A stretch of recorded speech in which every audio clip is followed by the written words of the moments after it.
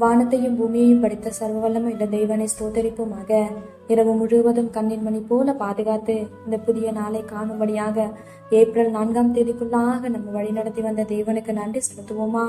பரிசுத்தமுள்ள எங்கள் நல்ல தகப்பனே, உண்மை ஸ்தோத்தரிக்கிறோம், துதிக்கிறோம் ராஜா. இந்த காலை நேரத்திலும் உண்மை நோக்கி பார்க்கக்கூடிய கிருபை கொடுத்ததற்காக நன்றி தகப்பனே.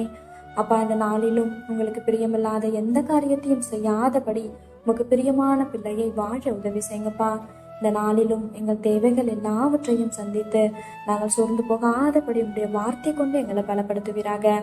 ஆண்டவரே, இந்த நாளிலும் நாங்கள் யாருடைய வாழ்க்கையை பார்த்தும் பொறாமை அப்படின்ற ஒரு எலும்புரிக்கை எங்களுக்குள்ள எப்பொழுதுமே இல்லாதபடி அதற்கு எங்களை விலக்கி காத்தரலும் ஆண்டவரே.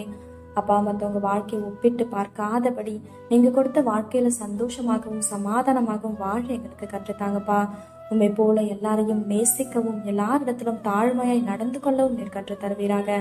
இந்த நாள் முழுவதும் உங்களுடைய சித்தத்தின்படி எங்களை வழி நடத்தும். இந்த காலை நேரத்தில் செபிக்கிற ஒவ்வொருவரையும் ஆசிர்வதிங்கப்பா. அவர்கள் குடும்பங்களையும் உடைய செட்டைகளால மூடி மறைத்து பாதுகாத்துக் கொள்ளும். துதி கன மகிமையெல்லாம் ஒருவருக்கே செலுத்துகிறோம்.